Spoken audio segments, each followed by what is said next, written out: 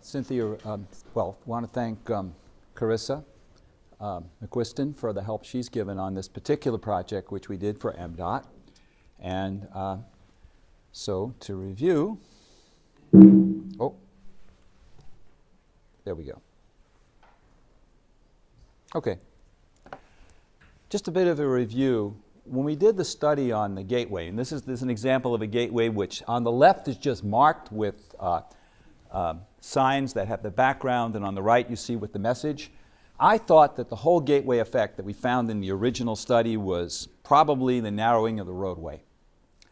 What we found was that wasn't true. Found this. Blanks increase yielding, but not nearly as much as when the sign message is there. Great news for engineers. Our message is a good message and it works, right? It seems to be critical to make the gateway work. We replicated that at a number of sites. Why is that important? I went to Minneapolis, gave a workshop at the convention center. At the end of the workshop, we walked to a crosswalk. My lab sent me the signs to put in the street. We crossed without the signs. Nobody's yielding hardly, right? Great. Put the signs in, and they're yielding, but in one direction only. One direction only. Why? Because the sign that they sent me wasn't double backed for the centerpiece.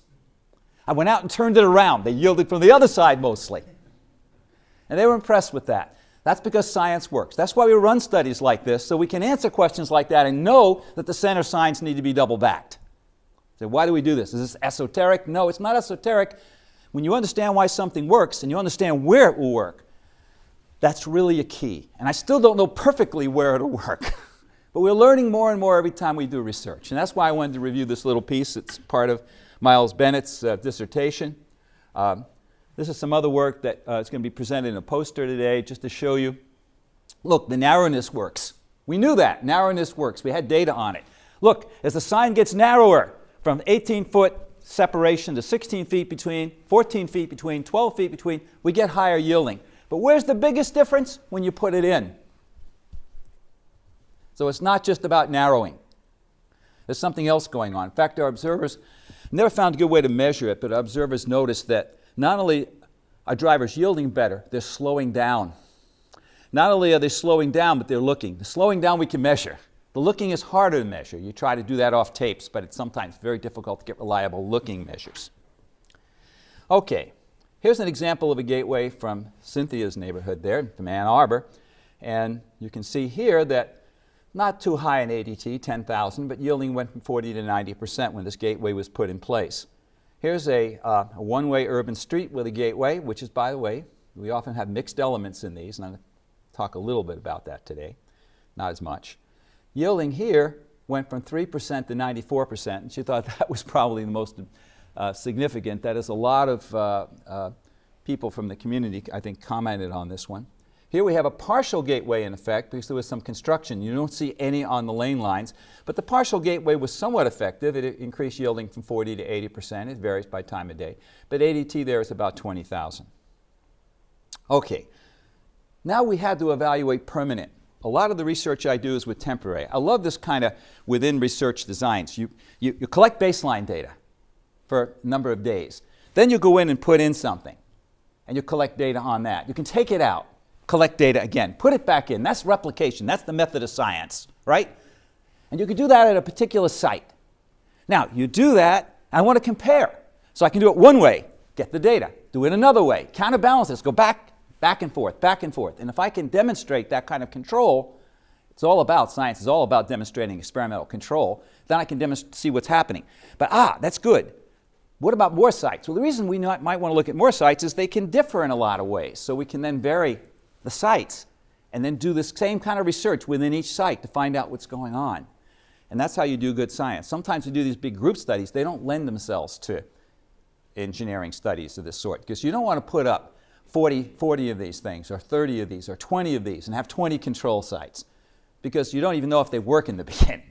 And it's kind of risky to do that. So we go to the permanent installations, and I often like to tell engineers, you know, one of the things we do is put in temporaries first. And they ask us, how are we going to set it up? We say, well, we'll try it a few different ways at this site and tell you which way works best, and you can put it up the way that works best.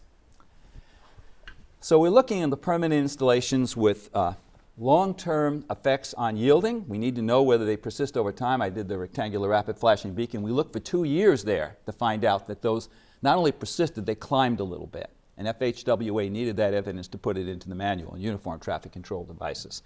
Long-term effects on speed. We wanted to actually measure this. What's going on with speed and does it persist? Effects on gateway width, which I talked about. Effects of advanced gateway placement. Where should the gateway go? Should the gateway go at the crosswalk? I did some original studies in Miami, and it didn't matter whether it was advanced or maybe a little bit better at the crosswalk than putting it a little bit advanced. But there wasn't much difference, really. But the people yield differently in terms of the position where they yield if you position it in different locations. So we had to look at that. And the issues affecting sign survival. This is key, sign survival. That's the biggest, that's the Achilles heel of this treatment. If it's in Florida, Arizona, it can be up all year. If it's in Michigan, we got the plow. The plow blade, very powerful variable. All right? So also, what happens when you have a partial gateway? We still don't know exactly. Like in the winter, you may have a partial gateway, because and what will survive, what won't. So I'm going to talk about these things. First off, I got from last year, someone color-coded. So I thought I'd color-code, because you can look up quickly and see the colors. So what we're looking at here, I still got it. Good. Walk around. You can see here, reds are basically low yielding levels. 8% baseline yielding, 6%, 13, 15, 4, 3, 0, 6. Yellow, it gets a little better, and then you get into orange, and then you get into green and blue, and those are better yielding. You can see just looking at this, the color gets better. This is a temporary installation. And then we put the permanent installations in. And then you can see how they go. And sometimes we lost elements of a permanent installation, but it was a policy of not replacing them. Just to see how everything went, we wouldn't replace them when one got knocked out. However, we also had different types of installations, and we counterbalanced those in vulnerable locations to see which ones would survive better. And I'm going to present some data on that later. So you can see generally overall this is a very effective treatment. It generates high levels of yielding, particularly at crosswalks with a medium or a refuge island, or crosswalks that don't have a median or refuge island. But at crosswalks, you'll see later where we have a roundabout, they're not quite as effective with a traffic circle or roundabout site. Here's some yielding data from individual sites. In Allegan, we lost an element early on, and it went down after the first month, but it stays stable. Huron, we had a partial gateway in there. Stadium Drive, consistent effects. Main Street, consistent. And if you look at these, Nixon and Blewett, nice effects. They're consistent over time. Division at Jefferson, Cherry at Hollister, Wealthy at Cass, and you can see the results. Here's the mean for all sites, and you can see there's no evidence of the effects diminishing over time. At gateways and roundabouts, we find, interestingly enough, as you would expect, that people yield better coming into a roundabout. Why? They're straight in, they can see the pedestrian at the crosswalk, it's easy to see what's going on. Once you're in the roundabout, though, your workload goes up, you're turning, you're navigating to get to your goal, so you have a sight issue there. Coming in, what are you doing? With your foot. You're braking, so that makes it more likely you'll yield. You're already decreasing. You take your foot off the gas at least. Okay, coming out, you're ready to apply gas. All right, accelerate. So between that and sight distance, you get less yielding going out of the roundabout than you do coming into the roundabout. And now the gateway works at both ends, increasing yielding, but overall, it's not so good going out of the roundabout as going in because it's less visible. So here's data from roundabouts. Yes, there's an increase from baseline. Baseline's a blue triangle. I didn't demonstrate that. The temporary is the red, and then the final is the green. At Marshall, we lost one. You can see after the first 2 months, we lost a piece of the gateway. And you can see the drop where we lose that, and this one up here. So, and of course, there's variation. Now we need to get speed data. Radar by survey. So I figured, how are we going to do this? Well, we disguise our data collector for the LiDAR measures as a surveyor and set up a false surveying site. So you drive through a surveying site. And so that's how we decided to do that in our lab. Put a hard hat on them, put a vest on them. That's not how the police would go out to do it, right? They want to catch you. And look at the speed reductions. Now, where the speeds were lower, like at Monroe, we don't see as big. But where the speeds are higher, we get bigger effects. And we get effects at these sites. And this is a pretty strong traffic calming measure, about a 5 mile per hour reduction in speed when pedestrians are not present. And you know, why do we study when pedestrians are not present? Because that's the surrogate measure for there was a pedestrian present, but you didn't see them. And you know, when people hit pedestrians, what they tell you is, I didn't see the pedestrian, not to the last moment or not at all. So we need them looking and scanning and slowing. And that's what this treatment does. It gets them to look and scan, and it gets them to slow. Now, you all know what the data look like in terms of fatality and speed, right? Slowing in and of itself is protecting the pedestrian, but it does it two ways. The slower you go, the more time you have to react to avoid hitting the pedestrian. So you reduce the likelihood of a crash, and if there is a crash, you reduce the severity of the crash. Very important that we can do that we can slow the driver down. So that's what this treatment is doing. And I was very happy for that because I know it'll probably have a crash modification factor now. It's got to do that. And certainly if you look at fatalities, it should. Well, look at the speed distributions. They tell you more than anything else. Wow. We are really slowing people down. August and then October. It isn't getting worse. It's getting better in that case at this particular site. Here's another site. You can see the shift in the speed distribution. Shifts in speed distribution. And you're seeing that pretty consistently, but the slower sites, you don't see as much. And the faster sites, you see more. Here we lost the whole gateway. So, okay, this is the neat data. This is the speed reduction at the dilemma zone. You know where the dilemma zone is? When you're measuring yielding at a crosswalk, you have to know where the dilemma zone is. We use the signal timing formula, the ITE signal timing formula, that determine where the dilemma zone is. That's the timing for the yellow. And we can know that with the speed. Okay, that's the distance the person has to be to have safe reaction time, to have the reaction time, safe braking, and grade, and everything else taken into consideration. So we know that they could have yielded. And it's pretty conservative, I find. And if they're slowing at the dilemma zone, why is that a good thing? Think about that for a minute. Where they slow is very important. If they start slowing at the dilemma zone, we have less chance of a rear-end crash. If they start slowing just before the crosswalk, it means hard braking. Hard braking leads to more rear-end crashes. There's another variable that leads to more rear-end crashes. Texting. One of our observers once in one of our studies, actually during baseline, somebody was crossing, somebody yielded to the pedestrian, and we saw the rear-end crash, and the observers noticed they were texting, right? Texting is very bad. Time, eyes off road, we know that's really, really bad. Okay, so this is a good thing, and so that's helpful to us. Okay, gateway and other treatments. Here's a site, here's some Florida data I collected because I needed that for the National Committee to get them to make some changes to the manual. And so, you know, they always like to see not just one region. You have to have some data from someplace else. They want to know some generality of what you're doing. And here, they have advanced stop signs at these. And lanes are pretty narrow.